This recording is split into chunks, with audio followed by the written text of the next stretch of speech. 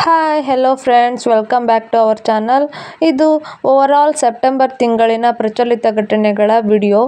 ಇದೇ ತರಹದ ವಿಡಿಯೋ ಸರಣಿಗಳು ಬೇಕಾಗಿದ್ದಲ್ಲಿ ನಮ್ಮ ಚಾನಲ್ನ ಸಬ್ಸ್ಕ್ರೈಬ್ ಮಾಡ್ಕೊಳ್ಳಿ ಮತ್ತು ಪಕ್ಕದಲ್ಲಿರೋ ಬೆಲ್ ಐಕನ್ನ ಕ್ಲಿಕ್ ಮಾಡಿ. ಬೆಲ್ ಐಕನ್ನ ಕ್ಲಿಕ್ ಮಾಡೋದ್ರ ಮೂಲಕ ಇದೇ ತರಹದ ವಿಡಿಯೋ ಸರಣಿಗಳ ನೋಟಿಫಿಕೇಶನ್ ಮೊದಲು ಪಡೆಯಿರಿ. ಇತ್ತೀಚೆಗೆ ಸುದ್ದಿಗಳಲ್ಲಿ ಕಂಡುಬರುವ ಪೆನ್ನಾ ನದಿಯು ಯಾವ ರಾಜ್ಯದ ಮೂಲಕ ಹರಿಯುತ್ತದೆ ಅಂತ ಕೇಳಿದ್ದಾರೆ. ಇದಕ್ಕೆ ಸರಿಯಾದ ಉತ್ತರ ಆಪ್ಷನ್ ಎ, ಕರ್ನಾಟಕ ಮತ್ತು ಆಂಧ್ರ ಪ್ರದೇಶ. ನೋಡಿ ಫ್ರೆಂಡ್ಸ್, ಈ ಪೆನ್ನಾ ನದಿಯು ಕರ್ನಾಟಕದ ಚಿಕ್ಕಬಳ್ಳಾಪುರ ಜಿಲ್ಲೆಯ ನಂದಿ ಬೆಟ್ಟಗಳಲ್ಲಿ ಹುಟ್ಟಿ ಆಂಧ್ರ ಪ್ರದೇಶದಲ್ಲಿ ಉತ್ತರಕ್ಕೆ ಹರಿದು ಪೂರ್ವ ಘಟ್ಟಗಳ ಮೂಲಕ ಪೂರ್ವಕ್ಕೆ ಬಾಗಿ ನೆಲ್ಲೂರು ಗಡಿ ಬಂಗಾಳ ಕೊಲ್ಲಿಯನ್ನ ಸೇರುತ್ತದೆ. ಇದಕ್ಕೆ ಸರಿಯಾದಂತ ಎರಡನೇ ಪ್ರಶ್ನೆ, ಗಲೋರ್ ಬುಡಕಟ್ಟು ಪ್ರಾಥಮಿಕವಾಗಿ ಯಾವ ರಾಜ್ಯದಲ್ಲಿ ಕಂಡುಬರುತ್ತದೆ? ಯುಕೆ ಸಂಬಂಧಗಳನ್ನು ಸರಿಯಾದ ಉತ್ತರ ಆಪ್ಷನ್ ಸಿ, ಜಾರ್ಖಂಡ್ ರಾಜ್ಯ.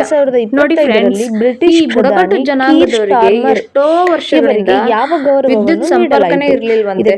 ಹಾಗಾಗಿ ಈಗ ವಿದ್ಯುತ್ ಸಂಪರ್ಕವನ್ನ ಮಾಡ್ತಿದ್ದಾರೆ. ಅದಕ್ಕಾಗಿ ಇದು ಪ್ರಚಲಿತದಲ್ಲಿದೆ. 2025 ಪ್ರಶ್ನೆ, ವಿಶ್ವ ವ್ಯಾಪಾರ ಸಂಸ್ಥೆ ಯಾವ ಸಚಿವ ಸಮ್ಮೇಳನದಲ್ಲಿ ಮೀನುಗಾರಿಕೆ ಸಬ್ಸಿಡಿಗಳ ಒಪ್ಪಂದವನ್ನು ಅಂಗೀಕರಿಸಲಾಯಿತು?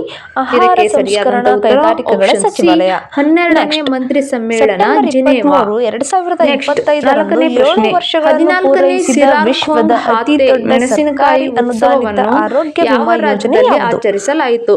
ಇದಕ್ಕೆ ಸರಿಯಾದ ಉತ್ತರ ಆಪ್ಷನ್ ಬಿ, ಮಣಿಪುರ. ಆಯುಷ್ಮಾನ್ ಭಾರತ್ ಈ ಸಿರಾಕ್ಖೋಮ್ ಹಾತೆ ಮೆಣಸಿನಕಾಯಿಗೆ 2021ರಲ್ಲಿ ಜಿಐ ಟ್ಯಾಗ್ ಅನ್ನು ನೀಡಲಾಗಿದೆ.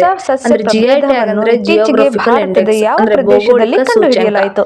ಇದಕ್ಕೆ ಈ ಮೆಣಸಿನಕಾಯಿಯು ದೇಶದಾದ್ಯಂತ ತನ್ನ ವಿಶಿಷ್ಟವಾದ ಪರಿಮಳ ಹಾಗೂ ಸುವಾಸನೆಯಿಂದಾಗಿ ಹೆಸರುವಾಸಿಯಾಗಿದೆ. ಈ ಉತ್ಸವದಲ್ಲಿ ಏಕ್ ಪೇಡ್ ಮಾ ಕೆ ನಾಮ್ ರಾಷ್ಟ್ರೀಯ ಉಪಕ್ರಮದ ಅಡಿಯಲ್ಲಿ ಮರ ನೆಡುವ ಅಭಿಯಾನವನ್ನು ಸಹ ನಡೆಸಲಾಯಿತು. ಐದನೇ ಪ್ರಶ್ನೆ, 2025ರ ಜಾಗತಿಕ ನಾವೀನ್ಯತಾ ಸೂಚ್ಯಂಕದಲ್ಲಿ ಭಾರತದ ಸ್ಥಾನ ಏನು ಅಂತ ಕೇಳಲಾಗಿದೆ. ಇದಕ್ಕೆ ಸರಿಯಾದ ಉತ್ತರ ಆಪ್ಷನ್ ಬಿ, 38.